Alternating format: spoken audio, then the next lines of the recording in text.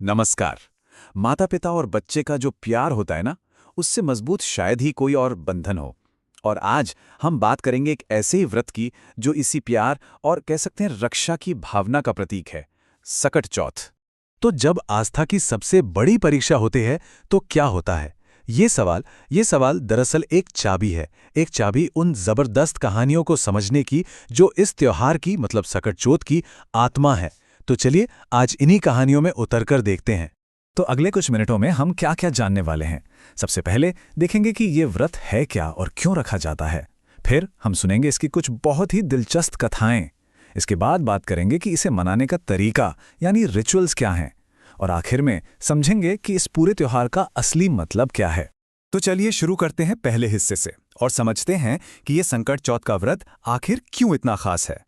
तो सकट चौथ, जिसका एक और नाम संकष्टी चतुर्थी भी है, ये असल में एक व्रत है, एक बहुत ही पारंपरिक व्रत। इसे ज्यादातर माताएं रखती हैं अपने बच्चों की लंबी उम्र और उनकी सलामती के लिए। और ये कोई आसान व्रत नहीं होता, अक्सर ये निर्जला होता है, मतलब बिना पानी की एक बूंद पिए पूरे दिन का उपवास। चलिए अब आते हैं इस त्योहार के सबसे दिलचस्प हिस्से पर, इसकी कहानियों पर। कहते हैं कि इस त्योहार की आत्मा इन्हीं कथाओं में बसती है। ये सिर्फ कहानियां नहीं हैं, ये इस व्रत का आधार हैं और इन्हें सुनना पूजा का एक बहुत ही जरूरी हिस्सा भी माना जाता है। तो हमारी पहली कहानी ये हमें सीधे सतयुग में ले चलती है। सोचिए एक कुम्हार था जो एक बहुत बड़ी मुश्किल में फंस गया था।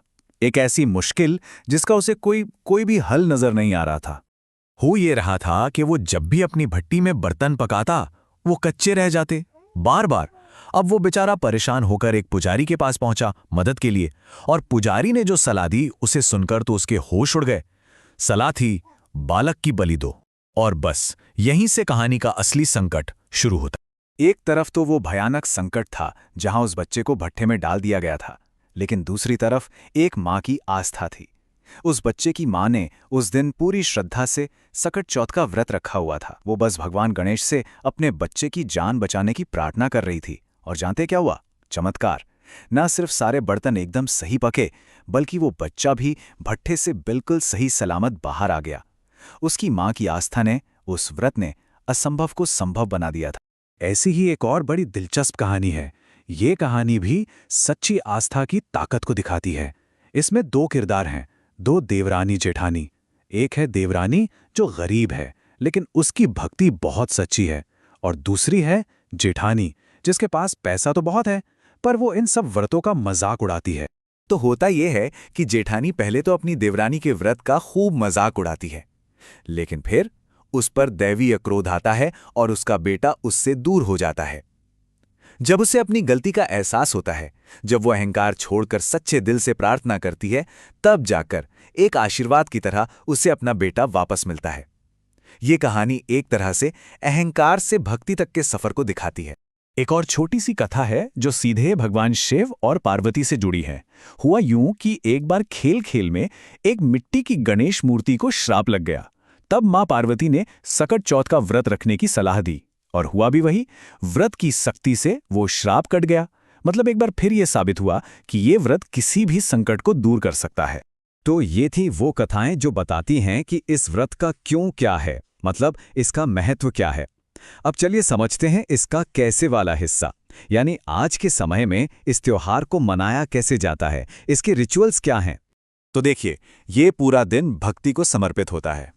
सुबह सूर्योदय के साथ ही व्रत शुरू हो जाता है, जो जैसा हमने कहा अक्सर निर्जला होता है।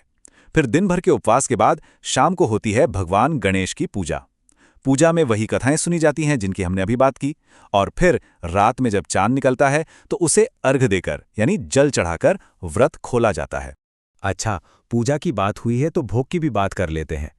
भगवान गणेश को कुछ बहुत खास चीजें चढ़ाई जाती हैं।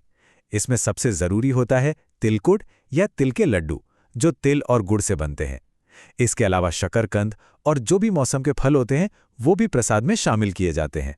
तो हमने कहानियां सुनी, पूजा की विधि भी जान ली। अब आखिर में इन सब बातों का जो सार है, जो इस त्योहार का दिल है, उसे समझने की कोशिश करते हैं। तो सकट चौथ आखिर है क्या? ये सिर्फ एक उपवास या पूजा नहीं है, ये माता पिता के उस प्यार की, उस अटूट प्यार की एक बहुत शक्तिशाली अभिव्यक्ति है। ये इस बात का उत्सव है कि सच्ची और दिल से की गई भक्ति में कितनी ताकत होती है। ये हमें सिखाता है कि विश्वास के दम पर किसी भी संकट, किसी भी मुश्किल से पार पाया जा सकता है। असल में ये लोक कथा, आस्था और परिवार का एक बहुत ही खूबसूरत संगम है। और अब आखिर में एक सवाल। आज की दुनिया में जहां हमारे सामने रोज नई नई चुनौतियां होती हैं, वहां सकट चौथ जैसी सदियों पुरानी मान्यता और अटूट विश्वास की क्या जगह है? ये हमें आज क्या सिखा सकती है? सोचिएगा जरूर।